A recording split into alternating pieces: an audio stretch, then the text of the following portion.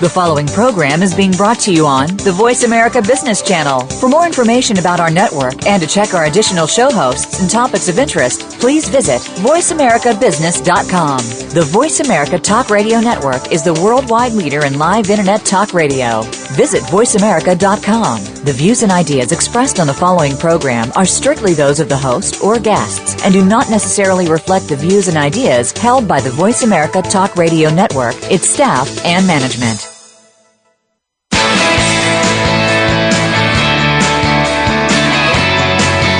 Forbes magazine recently reported that there were 1,210 billionaires in the U.S. collectively. They were worth over $4.5 trillion. America continues to be the world's largest economy and boasts the lion's share of this ultra-rich class of people. In spite of this fact, an estimated 46.2 million people in America are living in poverty today. Where are we going wrong, and what can we do about it? Welcome to Wealth Solutions for the 99% with your host, Paul LaJoy. Let us show you some of the strategies that will set you on the path to building personal wealth. These are proven strategies that are working for others and can work for you too. Now, here is your host, Paul LaJoy. Good morning, good afternoon. It doesn't matter where you are in the world because we are on the internet streaming live right now. Welcome to my show, Wealth Solutions for the 99%. You know what's happening in Washington now and the world doesn't know. I just turned on CNN.com this morning. Guess what's happening? There's gridlock. There is no agreement. Sometimes you hear that, the president and the Congress are talking. And guess what happened to the stock market? 300 points gain. Wow, the best day for them. I'm kind of wondering what's going to happen on Monday. They come back and the government still shut down. What's going to happen to the stocks? They go down again. Wow, this is just amazing. But here on Wealth Solutions, we show you how not to be too concerned with the tribulations of the day. Because there are certain principles that apply in life irrespective of what's happening anywhere.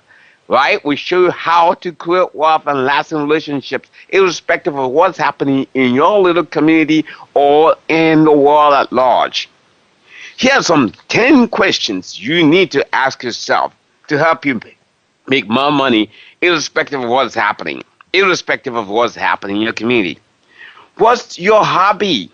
People are making money turning their hobbies into marketable service or products. What is your hobby? Zuckerberg's hobby was basically connect young people when he was in college. And look at today, Facebook is massive. Massive. He turned his hobby into a huge money machine. What's your hobby?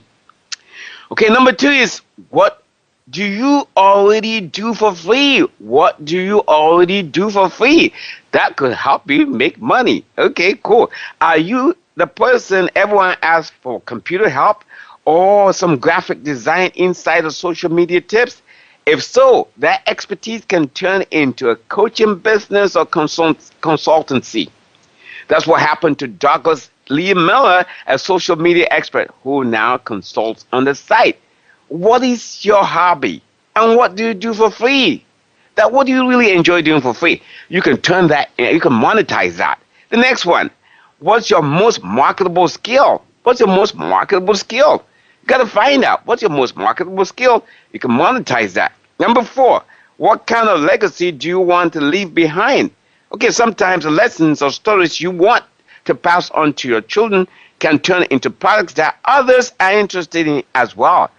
Like Prakash Dhirya. Okay, this guy initially wrote a personal finance books for his own sons, but soon realized that other parents wanted to teach their children similar lessons. There's that guy who teaches math on the internet, right? On YouTube. And like what's happened right now, humongous industry that's just generated for him, right? What's the legacy that you want to leave? The finance professor has now published 20 series books, right? So what legacy do you want to leave? So the things that you need to ask is, number 1, what's your hobby? You can monetize that. Number 2, okay, what do you already do for free that you enjoy? Okay, you can monetize that. What's your most marketable skill? And number 4, what's the legacy you want to leave behind? Number 5, Are you part of the community? Are you part of the community? Okay, you can monetize that. If the community you wish existed hasn't yet taken place or taken form, you might be able to build a business out of creating that community, right? That's what Emily Method, founder of New York Creative Interns, discovered after launching a series of events designed to connect entry-level professionals with more experienced creative types. Right? What type of community do you belong to? I remember one time, Meetup.com, I did mention Meetup.com on this. I created an investor group out of Meetup.com. And Meetup.com right now, originally, in New York, now they're reaching the wall. They're wall, and people are meeting online, but they meet face to face. You start online, but you meet face to face. You can create a community. That's a very powerful tool. You can create a community and monetize it. What is your hobby? You like to hike? Then you can go on Meetup and basically post that you're going to be hiking. And then Meetup gives you a chance to blast this out to other people interested in that hobby. Now, can you monetize that? I mean, it's impossible to be poor in America, not with technology. We have the internet nowadays. It's so powerful tool. And I don't want to go into a rant about that. Number 6, do you have friends? Okay, how can your friends help you? See, in my book, It's Impossible to be Poor in America, I talk about you are not a self-millionaire. Nobody's a self-millionaire. People say that. He's a self-made millionaire. Really? People help you. Once you determine what you want to do, if it's a hobby or a legacy you want to leave behind, if it's something that you already do for free, other people rally to help you do even better than what you're doing right now. So, what can your friends help you? How can your friends help you? Many new entrepreneurs find that friends are essential to getting the word out about their new businesses, especially at the beginning. So we got jewelry designer Erica Serra had her friends host trunk shows for her wares and make connections with potential customers through her running blog. Running! He started a blog on running. Started a blog on running. Can you imagine that? And you can monetize that. Oh my goodness. Does your free time job, or your free time job easily convert to freelance? Or your full-time job, does that easily convert to freelance? Okay, that's number 7. If you have a job, for example, let's say you're a copywriter and you hire full-time as a copywriter, you can actually go to Elance and post your skills on Elance, and part-time you can work on that. And maybe you can convert into a business. It's impossible to be poor in America. Come on, just go on the internet. Anything that you're looking for right now is there. Right, number 8. What do you need help with? What do you need help with? If you have a weakness, perhaps you don't know how to use Twitter, or you stumble over proper grammar, and see a lot of people stumble over that. You might want to enlist the support of an online course, ebook, or coach, or to help you through those rough spots of your life, right? After taking an online course on making money, 20-something-year-old James Mondier was able to build his soccer training business. Soccer training business. Can you imagine? I remember the first time I came to America was 1988 from England. I was a student over there in England, so I came to America in 1988, and we're training Americans how to play soccer. Can you imagine? You can monetize that. If you don't know it yet, you can go online and learn how to do that. Oh my goodness. Okay, number 9. Okay, what do you read about for pleasure? What do you read about for pleasure? What do you read mostly? As with weekend hobbies, your reading habits can also provide insight into how you would like to spend your time and how you might be able to make money. What do you enjoy reading about? If you love reading about new media, perhaps a Twitter coaching business is for you. Twitter is going IPO. Very soon, right? Going IPO very soon. And guess what's going to happen with the IPO? Twitter is here to stay, just like Facebook is here to stay. I'm talking about Facebook. Remember the stat that struck at $38, and then it went down to 16. People that bought it at 16. Oh my goodness! Now they are raking in money, right? Because the stock has gone up to 50. Facebook is here to stay. Twitter is the next company to watch. You can be a Twitter consultant. You can be a Facebook consultant, social media. How come you're poor in America? Guess what's happening now? A lot of things are happening in Washington, as I mentioned, and get people are fretting. People are afraid. I mean, they don't know what's going to happen. Somebody was going to buy a house the other day, and he says no. He's putting like some kind of a break on that because of what's happening in Washington. Come on. I am not discounting the fact that things are happening in Washington, but how would you allow the government to dictate your life? You are the master, the mistress of your life. You are that. So America still provides you the opportunity, the immense opportunity to make it here. It's impossible to be poor in America if you listen and do certain things that I talk about on this show on a consistent basis. We've talked about what? We talked about how to invest in hotels. Hotels. You stay in hotels whenever you travel. But you can invest in a hotel without any of your own money. You can invest in an apartment complex without any of your own money. You can invest in single-family residences without any of your own money. Those are the things that I teach here. And have you taken action? Have you taken action? A lot of people listen to the show, and the other day, my executive producer was showing me the numbers.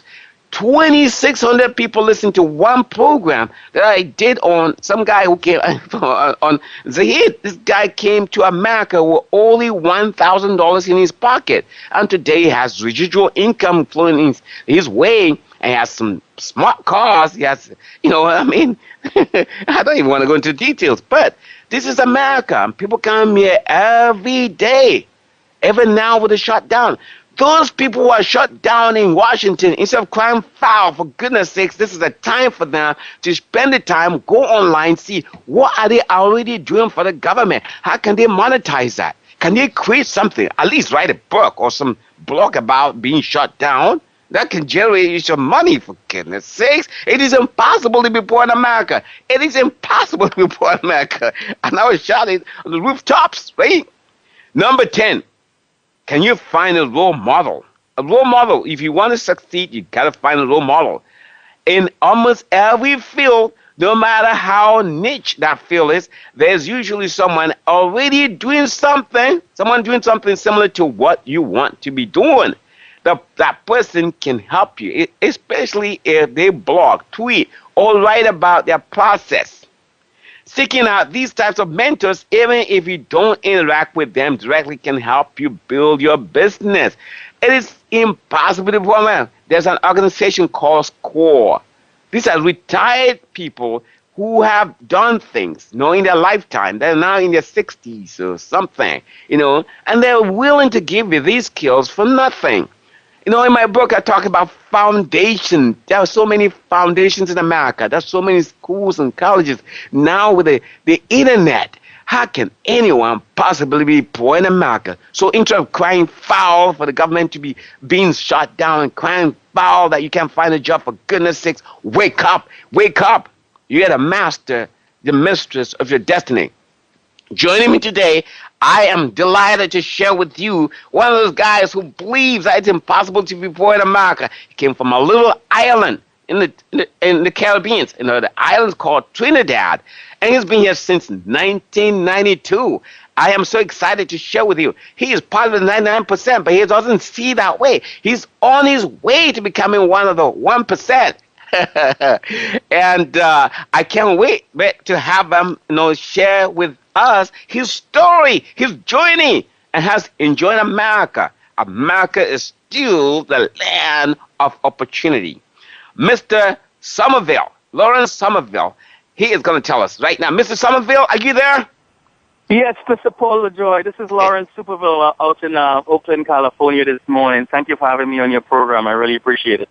Oh, I call you Somerville. I am sorry. So Somerville sounds more exciting than Superville. Tell me, where did your name come from? Superville. Like super, like Ville is the town. Superman, like Superman, Superville. Got teased a lot growing up in school.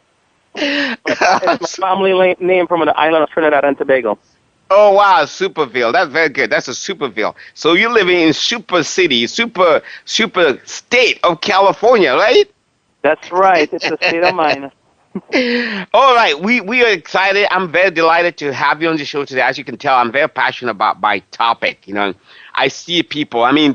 Someday and people call you. They need money, And you're gonna want, okay, they need money for goodness sakes when they have all these opportunities. I can give you a fish, or I can teach you how to fish. I'd rather teach people how to fish than to give them fish, because they eat that fish, they're done. Tomorrow they're gonna be hungry again, right? That's right, and that's one of the things my dad taught me growing up in the islands. Always teach someone how to fish. Don't feed them a fish because they're gonna be hungry tomorrow again. Let's talk a little bit about your background. So you came from the island of Trinidad and Tobago, right? And that was when? That's right. Born and raised in the island of Trinidad and Tobago. I moved to the U.S. in the early 90s, 1992. First, I came as a seaman. I worked with a company called Royal Caribbean Cruise Line. I was privileged and to get the opportunity to come to the U.S. and work for Royal Caribbean in the early 90s, leaving all my family and friends back home. The one thing I really strive for through the years is to make a better life, not just for me, but for my family back in the island. So everything I do, even today in my life, is to reflect and to create generational wealth. A lot of people don't realize, coming from a poor country, the opportunities are very meager. Come out here to America, everywhere you turn, there's opportunity. And I'm a strong believer. It's not your fault if you're born poor, but it's definitely your fault if you die poor. Again, America is a land of milk and honey, and it's not an easy journey. A lot of people see you being successful today and think it's an overnight success. No, it's a process. I read the book, The Compound Effect, and it's really a fact. It's the little things we do in life, every day. The gradual small changes we make every day in life is what's going to determine what happens and how successful we are down the road. A lot of people are into the instant gratification. If you want to be successful in America, it's possible, but don't expect it to happen overnight. First of all, you have to work on you. I've been in America since 1992, and even today, I'm still reading books. I'm still going to seminars. I'm still working on me. I'm fortunate that I got involved with an organization that has. We'll talk about that. We'll talk about that.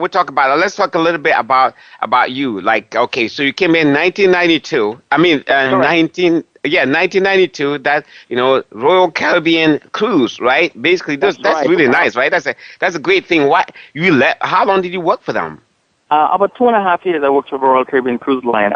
Worked on several cruise ships, the Monarch of the Seas, the Sovereigns of the Seas, and the Majesty of the Sea. I did hotel management with Royal Caribbean Cruise Line for my tenure with them. They're a great company to work with. And again, traveling all around the world with Royal Caribbean Cruise Line opened my eyes. I'm a guy born and raised in a little island of Trinidad. I'm from a little town called Sangre Grande, Big Blood. And, it's a very small village. Everybody knows everyone. And when I moved out to the U.S., it was a strange land for me, coming from a small island, little village, little town. So it's a big eye-opener for me. That's amazing. That's amazing. Okay, so I get interviewed myself a few times, like on television and radio and stuff like that, and people are amazed by my story. And most reason why they're amazed by my story is because I was born in a little village in Africa. I tell people I was born in a village where there's no running water in the homes, right?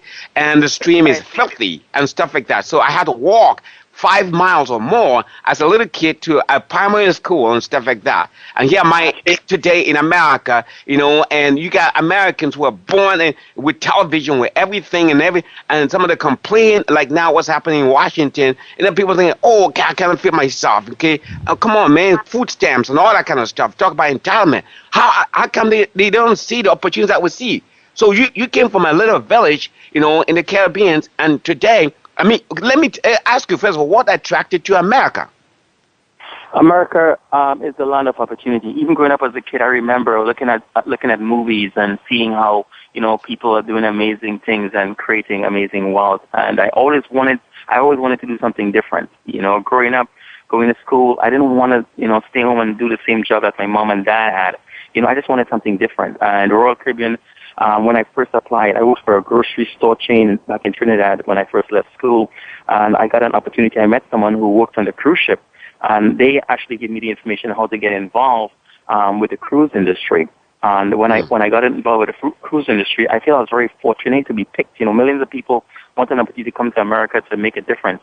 and I was sick. So that's interesting. That's interesting. Let's stop there. So millions of people wanting to come to America. Here you are in the Caribbean. The Caribbean is not too far from America, right? It's not too far from America. How far is Trinidad from Miami? You landed in Miami. How far is that? I don't know, probably about anywhere between 8,000 to 10,000 miles, I guess. I'm not really good with the geography on that, but by flight, I'm talking about when you fly from the Caribbean. It's about a 5-hour flight. It's about a 5-hour flight from Port of Spain to Miami. So it's really not that far, right? I mean, it's really not that far. And then you are in the Caribbean, and you have aspirations to fly to America, to actually move to America. You have Americans going on vacation to the Caribbean. I mean, that's where they want to go. But then the people in the Caribbean, even Jamaica, it's not too far from New York. But you find the discrepancy, just like you have Mexico is just right there by California, by Texas, and the discrepancy is just too much. So America becomes a magnet. So what magnetized you to America? You had the beautiful islands, the beautiful waters there and all that stuff. What made America so different? Well, a lot of people think the Caribbean is paradise. Well, it's paradise if you have money. If you poor and broke, it's hell. A lot of people don't realize that. A lot of people think, well, you live in the Caribbean, you have white sandy beaches, beautiful women, and and all the nice food. But the thing is, when you're poor in any part of the world, no matter where you are, how beautiful it is, when you're poor, you're poor. You can't afford those luxuries. And someone in your family has to decide, you know what, enough is enough. And who's going to change it? If not me, who? If not now, when? Great. Let's hold that thought. We're going to take a quick break. When we come back, this is exciting. This is just exciting. I want to talk a little bit about your experience back there in the Caribbean, and then how you came to America, and then your American journey. But we're going to take a quick break. When we come back, we have a caller on the line, and also we're going to talk to you more. Okay, break now.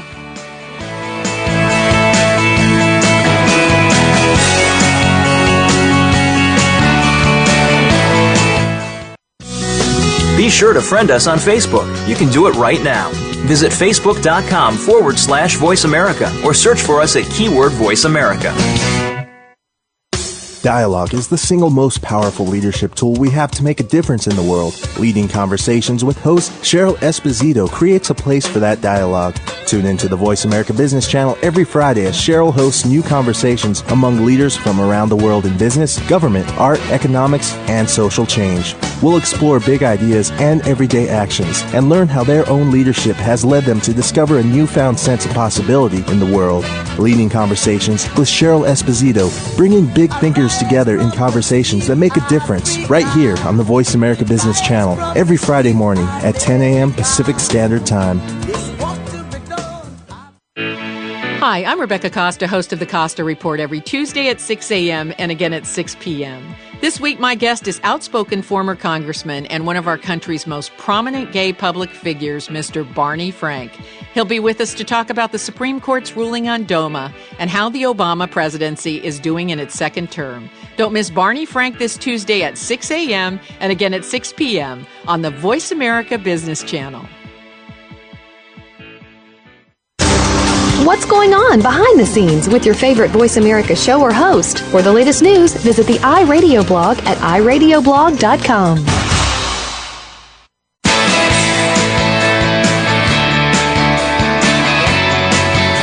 You are tuned in to Wealth Solutions for the 99% with Paul LaJoy. We'd love to hear from you on today's program. Please call in to 1-888-346-9141. That's 1-888-346-9141. Or email us at lajoysolutions@gmail.com. Now, back to Wealth Solutions for the 99%. Okay, welcome back to Wealth Solutions for the 99%. As you can tell, we're extremely excited today to share with you some of the nuggets that we have, nuggets of success. So we're talking to Mr. Lawrence Somerville. Somerville, all the way from Trinidad, originally, but now he lives in beautiful California. Right? And before the break, we're talking about his background, being born in the Caribbean, and a little village. So Lawrence, that village, tell me a little bit about it, 5 seconds. So it's called Sangre running Grande. water? Mm-hmm. It's called Sangre Grande, and the reason why it's called Sangre Grande, Big Blood, is one of our rivers. Every year when the mangrove root lets out its juices, it turns the water in the river red like blood. So that's how the little village got its name, Sangre Grande. What do you not like about our village? I think community, people taking care of each other. Family are very close knit. Uncle, auntie, grandmas. Everybody lives in a very close environment. So, but in spite of that, in the family, but you wanted to get out of there. Why did you want to get out of there? Well, sometimes even in a family, we sometimes feel stifled because even though as a grown man, when I go to Trinidad, when I go home, my dad, his name was Carlton. And even now when I go back home and visit, people still call me Carlton's boy. It's hard for you to create your own identity and independence when you grow up in a little village like that. Everybody still refers to you by your parents' name. So you watch movies, you watch things about America, and that entices you to want to come to America. Is that correct? Oh, most definitely. And so you landed in Miami. So Miami is a beautiful place. And then why did you move to California? While working with Royal Caribbean, traveling all around the world, I was fortunate to visit different cities and states throughout the U.S. that has ports. And one of the cities I visited one time in 1993 was San Francisco and Seattle. And when visiting those two cities, San Francisco and Seattle, I fell in love with the Bay Area. I mean, the Bay Area was such a magnificent place. I told myself, you know what, if any city in the world I'd want to live in is San Francisco. And the reason why I remember growing up as a kid, I'd watch this cop show called The Streets of San Francisco. I remember, all the gunfights and action on the streets of San Francisco. And it made me wonder, wow, I mean, growing up in a little place like Sangre Grande in Trinidad, and here I am one day standing at the Golden Gate Bridge. I mean, it gives you goosebumps to think about. When as a kid growing up, I'd see the Golden Gate Bridge on a movie, on a TV show, and here I am standing here. Wow, is that really possible? And for me, it was a reality check right away that anything is possible. A boy from a little village called Sangre Grande in Trinidad, we're here standing and walking along the Golden Gate Bridge. Then I realized, wow, anything is possible. So from Sangre Grande to the Golden Gate Bridge, of course, California, it's a magnet, and San Francisco is well known, renowned. We have a caller on the phone, and we're gonna bring him in, and then after that, we're gonna continue with your American journey. So, Kevin, we have a caller.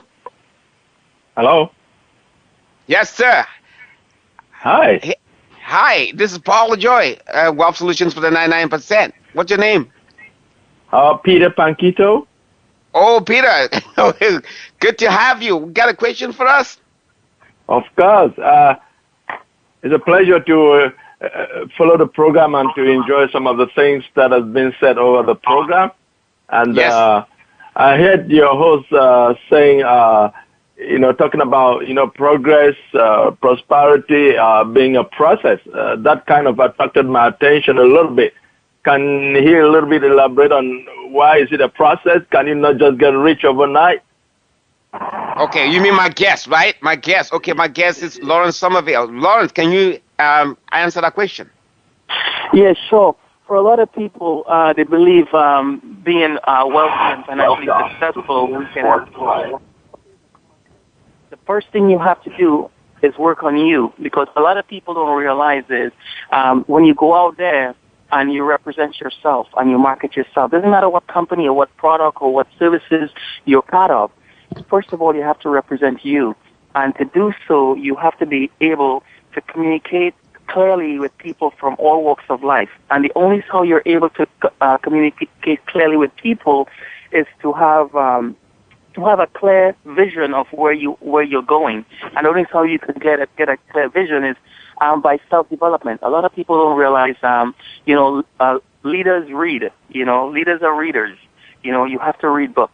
You have to do a lot of deep self-development and growth from within. And recognizing what really drives you. What is your why? That why power. People are driven just by money. Money is just a byproduct of being driven, okay? But what drives them, I know for me, is family. Everything I do is about family.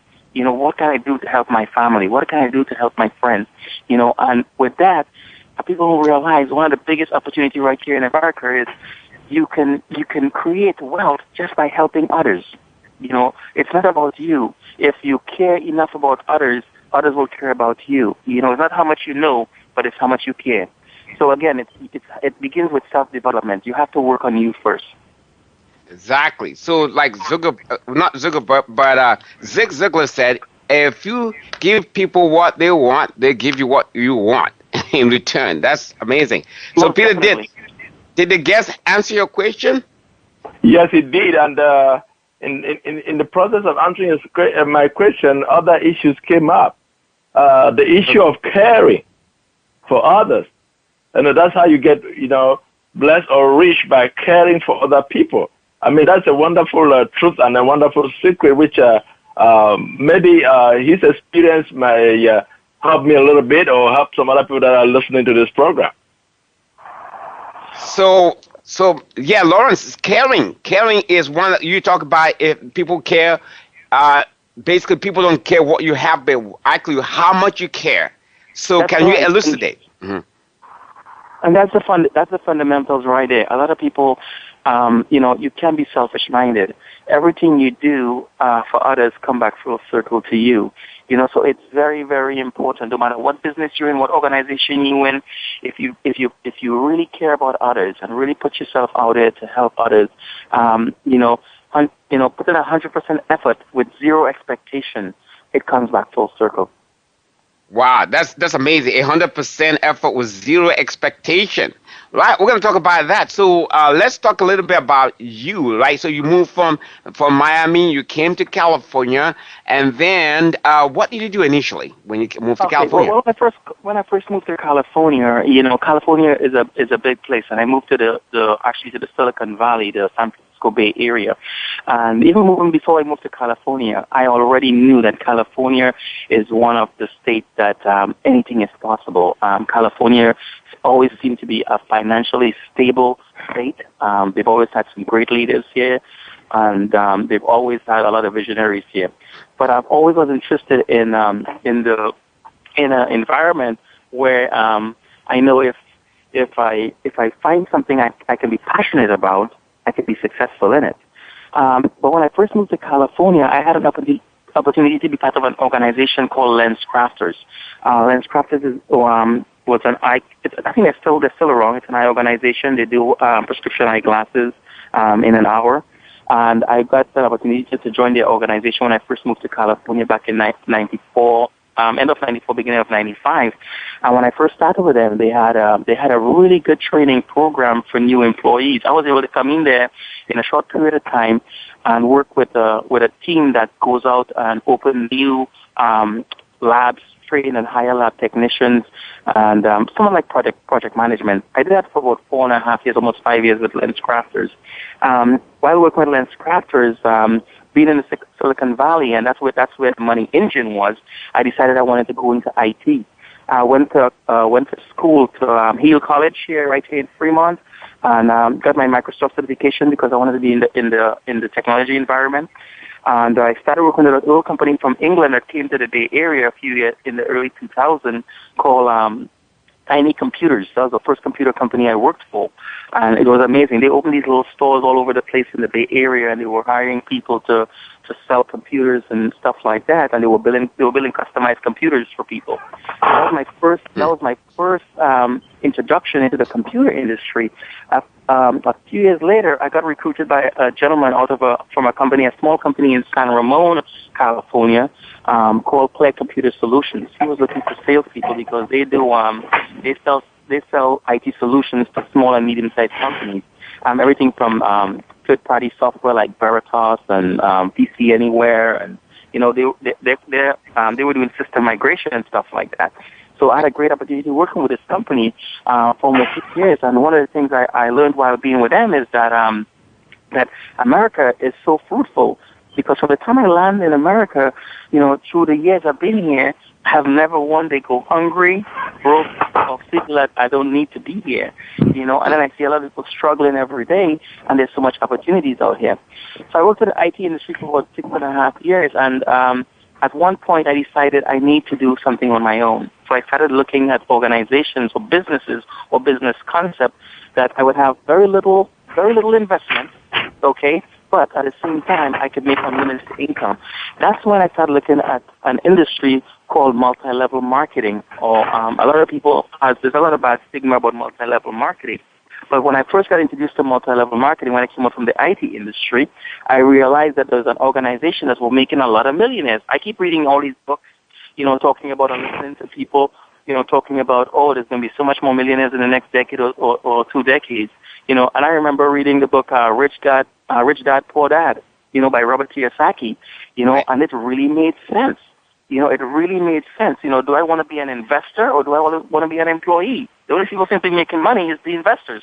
Employees, they work for income, and they're always broke. By the 21st of the month, your paycheck is done. The month isn't over yet, and your paycheck is done.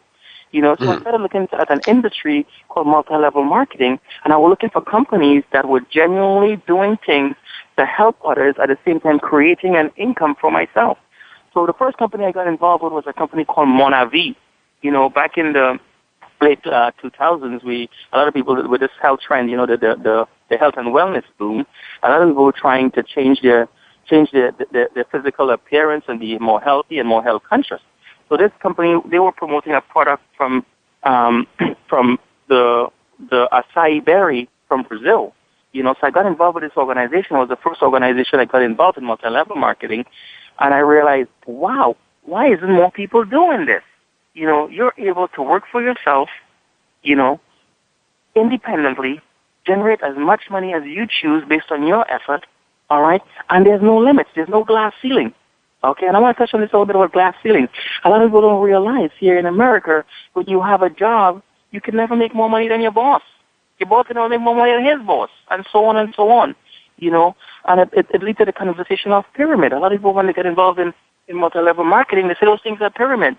Well, I think... Okay, so Lawrence, you got involved with Monavi, and how long were you with Monavi? I was with Monavi for about 2 years. I did Monavi for about 2 years before about 2 years before I got involved with this company that I'm involved with now. And the reason why I switched here is the one thing that people have to have to understand is that if you don't change with the time, you get left behind. Like Kodak. Kodak went bankrupt for a reason. Everybody went digital. Kodak did not.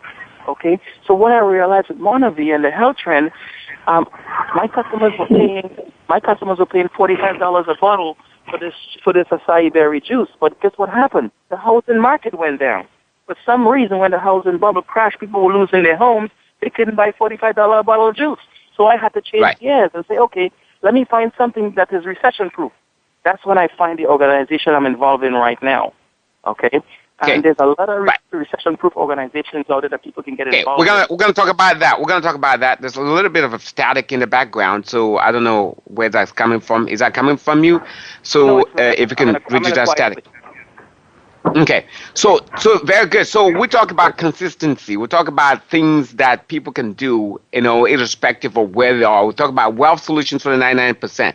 So basically, if someone has a vision, what you don't want to do financially for them, vision. You gotta find what your vision is. Okay, how do you want to get from where in this life? We cannot do without money. Okay, so that's very, very important. So what's your vision? And then once you identify what your vision is, you got to take action. You got to take action, and then you must season that action with some passion. Then, of course, the going will go tough sometime. It will go tough, but what you do, you persevere. You are determined, and you're disciplined. You're disciplined. And then you're going to find a mentor. You got to find the right environment, right? And then you're going to have people helping you. And then basically and then you're going to have that honesty, integrity.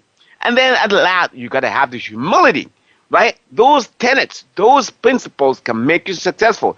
So, Lawrence, you went from being working for a cruise ship, to IT, lens crafters, and then IT, and then Monavi. Okay, so you found something. You read the book, Robert Kiyosaki, Rich Dad Poor Dad. That book, if you're listening today and you haven't read that book, it is mind-opening. It will open your mind to new things. That's what happened to me too. I read that book in I think when I just came here in 2001 or 2002, and I thought, man, how come that I did not read that book when I was in Taiwan? For everybody, everyone that's thinking about, getting to the next level, not just having a W-2 job, right? What was that going to happen like what's happening today in Washington? And people rely on the government, paycheck to paycheck, and you find some distress. Some people even shooting people because of they're being out of work. For goodness sakes, when we have these many opportunities here, why would you actually depend on someone else to give you work?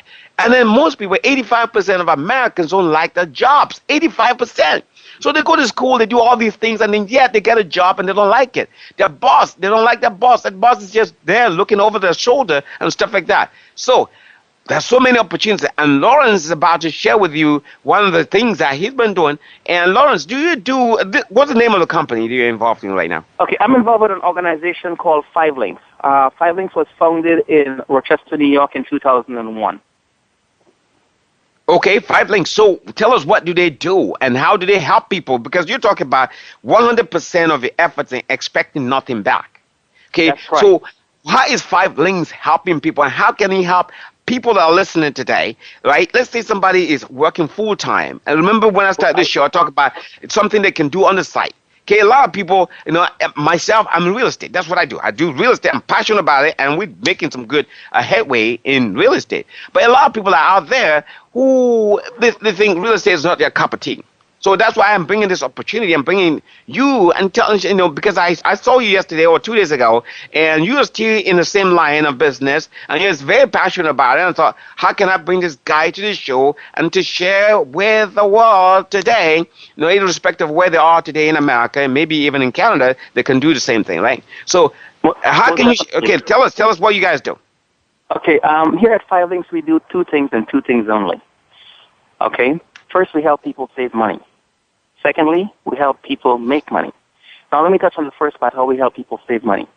Our company, we're partnered with a lot of different companies like Sprint, Verizon, AT&T, Comcast, Time Warner, a lot of different companies that offer essential products and services to the consumer.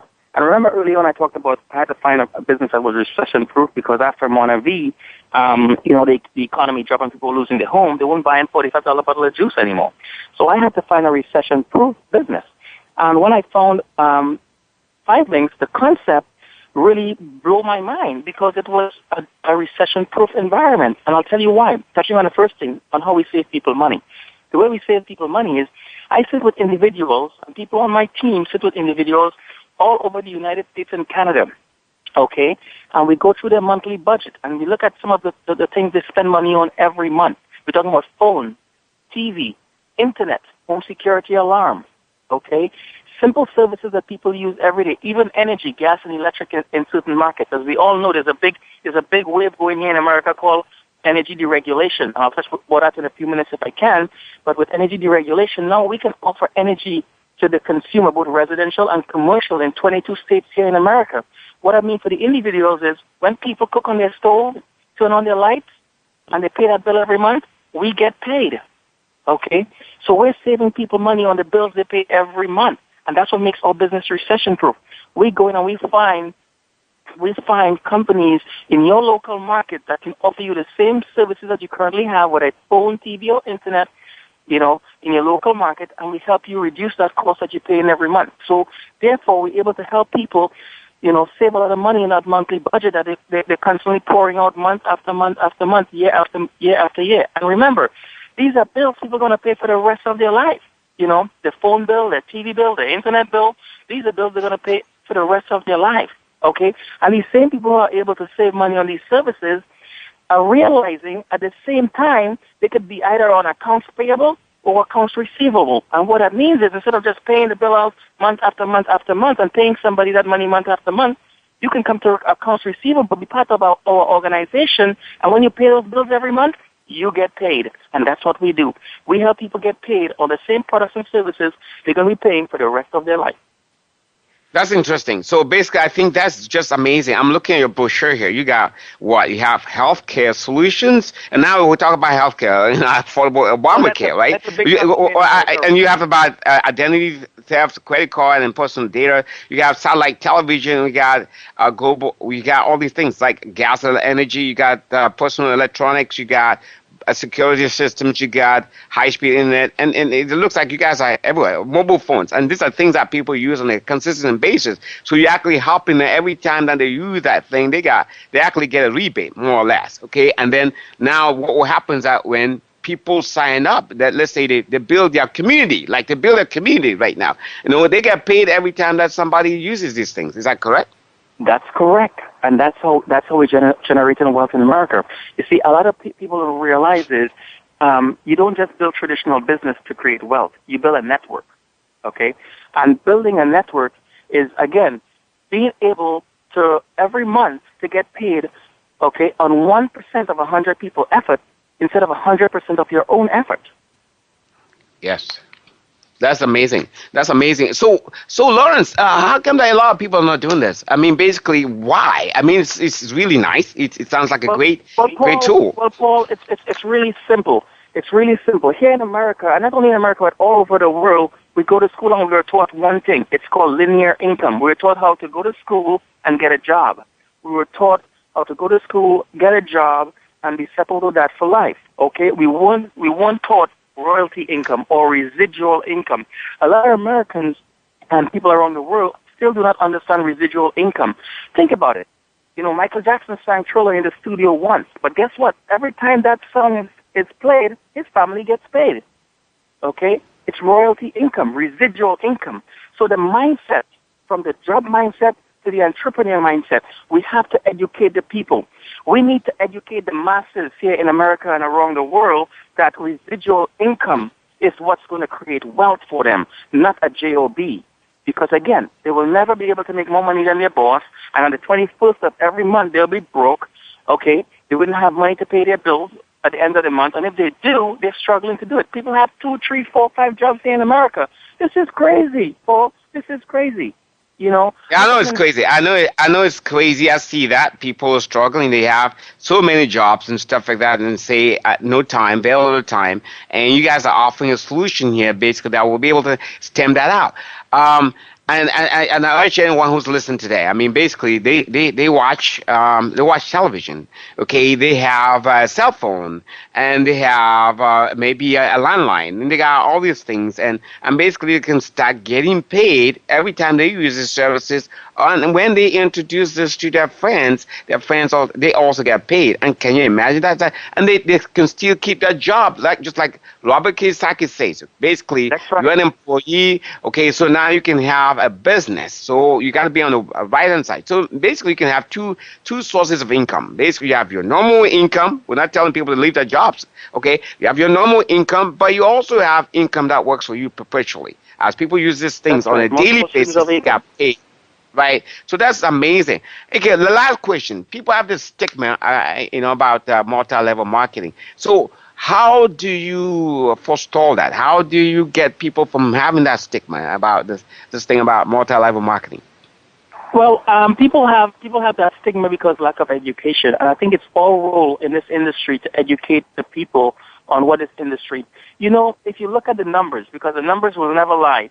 Do you know last year, and this is globally, the NFL made $97 billion, okay? The music industry made $67 billion, okay? And right here in globally, okay, network marketing globally made $169 billion. We were a $169 billion industry, okay, last year. Our industry made more millionaires than the NFL. Okay? We made more millionaires than the music industry and the entertainment industry. And yes, still people have a stigma on network marketing. Network marketing is making more millionaires today than any other business in the world, globally. Okay? But first we have to educate people on network marketing, because network marketing has some stigma, of course. But the reason why, like any business you're involved in, there's good people and there's bad people. Mm-hmm. And I tell people over and over again, when you're looking at a multi-level marketing company or network marketing, Don't just look at the products and the services. Look at the leaders. Find a business where there's great leaders, leaders with vision. Also, make sure this organization has a great training program. They will train you, they will teach you, they will coach you to get away from the job mindset to the entrepreneur mindset. And that's one of the things I found with this organization called 5 Links when I first got involved. Okay, there were great leaders here. They have vision. The company's trying, the owners are trying to take this company to $1 billion company. We're currently a $100 million company, and the founders are taking this company to $1 billion company. We've been in the Inc. 5000 magazine, as people all know. When you start being in the magazine like Inc. 5000, investors are watching. Investors are watching. Companies like Sprint, Google, Yahoo. These companies, when they were private, before they went public, were featured in Inc. 5000. Yes. All right? So good. It's a pleasure talking to you today, and we're running out of time, but I need to conclude this. So I think it's very, very good. And how do they contact you? You have your number? Yes, my number is 510-789-9068. Okay, great. 510-789-9068. You see, people, actually, America offers all of us the chance not to be poor. I strongly believe in this, and I mentioned that in my book. You know, it doesn't matter what your field is. Okay, for me, it happens to be real estate, and I show people how to create wealth. You can create residual wealth in real estate. You can create instant money in real estate by commissions. But then, guess what? If you just rely on commissions, what's going to happen is that, you know, it's like living from paycheck to paycheck. But guess what you can do? You can have a hotel, or you can have an apartment complex. You can have income generating properties. That's how you guarantee that you having money come to you. And so now, if real estate is not your cup of tea, find something that is your cup of tea. And Lauren just shared with us succinctly today what he's found as his cup of tea. And then this guy came from the Caribbean, from a little island in the Caribbean, from a little town, a little village called Sandy Grande, and he landed in Golden State. In the Golden State, Golden Gate Bridge, and he could not believe that, all these things that happened. Can you imagine that? This is America, and that's why I'm excited about this program. And today, to end this show, I'm going to read to you, basically certain things. Young and rich. I was reading this article, and I came across this. Young and rich. Today, Mr. Somerville, Superville, shared with us basically, Superville, shared with us basically, the art of reading. So you got to read. For example, he read the book, Rich Dad Poor Dad, that opened his eyes, okay? And other books, Think and Grow Rich, and many other books that will share, that will help you get your financial status right, okay? But I was reading the other day, I came across this one. It says, young and rich. Age has absolutely nothing to do with it. 4 of the world's, I'm going to read to you the 10 richest billionaires in the world. These guys are 30 years or less. 30 years old or less. And we'll talk about, a business. A business is network. Multi-level marketing is a network. Your net worth is your network. How many people do you have? For example, all these people that I'm going to read, they have people working for them. It's a chain. It's a link. All right? So guess what? 4 of the world's youngest billionaires are connected to Facebook. Facebook is less than 10 years old. And the guy who founded it is less than 30 years old. 2 of the sons of the late Lebanese prime minister also feature on this list, and there's 1 woman. And guess where she's from? From China. Here's how the 10 youngest billionaires, as ranked by the existing website peakyou.com, made their fortunes. Okay, number 1 on the list is Mark Zuckerberg. He launched Facebook from his college dorm. Right? Where is your place right now? Maybe you're homeless or something. Come on, find a place like Starbucks and go there. This guy launched Facebook from his college dorm and grew it into one of the world's most successful businesses.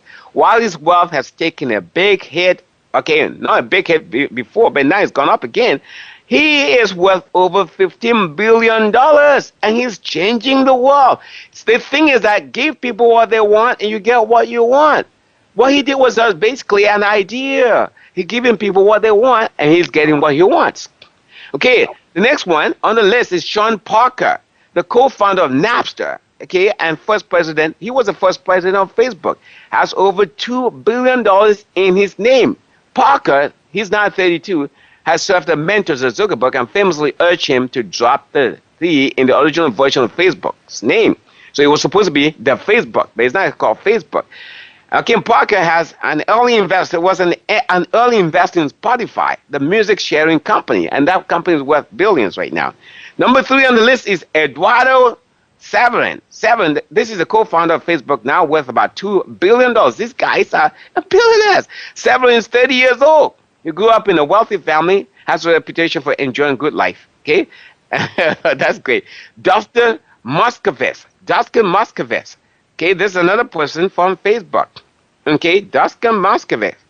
All right, so Moskovitz, he's only 28 years old, just like Zuckerberg. And he knew Zuckerberg from his college room at Facebook. Okay, he has since left Facebook and to pursue a new startup along with charitable work. Forbes estimates his net worth to be $3.5 billion. Scott Duncan now is in his late 20s, made billions the old-fashioned way. He inherited from his late father, who started the energy pipeline. Okay, cool. Then you have Fahad Hariri, now living in Paris. He is 31 years old, and he inherited wealth from his dad. He is worth $1 billion. He is in the real estate environment. Robert Pera.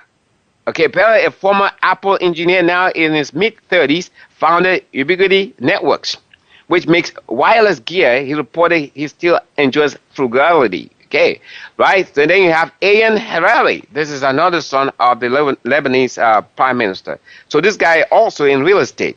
And then the last, okay, you have this Yang Huiyan. She's the only woman on the list, and she is from China. She's worth quite a bit too. And then Albert von Thun, the only German on the list. So you see, these people are young.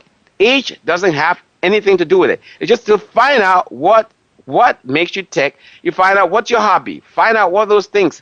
How can you contribute? How can you leave a legacy? And if you concentrate on these things, you will never be poor in America. Today we'll share with you an exciting story of a guy who moved from the Caribbean, to San Francisco Bay Area, and now he is on his way to becoming part of the 1% by doing something that people need on a daily basis. Just find out what people need on a daily basis, meet that need, and you will never be poor. For me, I find something that people need on a daily basis. They gotta live in a house. So guess what I do? I do real estate. And today, I will not be poor. It's impossible to be poor in America. This has been Paul Joy, your host, Wealth Solutions for 99%. We'll talk to you next week. We have an exciting lineup coming next week. Thank you. Have a great week, and God bless you.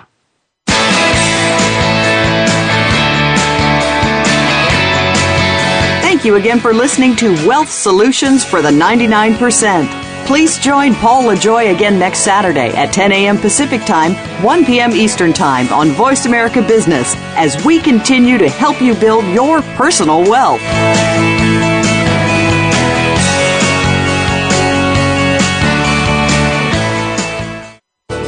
Thanks again for listening to the preceding program brought to you on the Voice America Business Channel. For more information about our network and to check out additional show hosts and topics of interest, please visit voiceamericabusiness.com.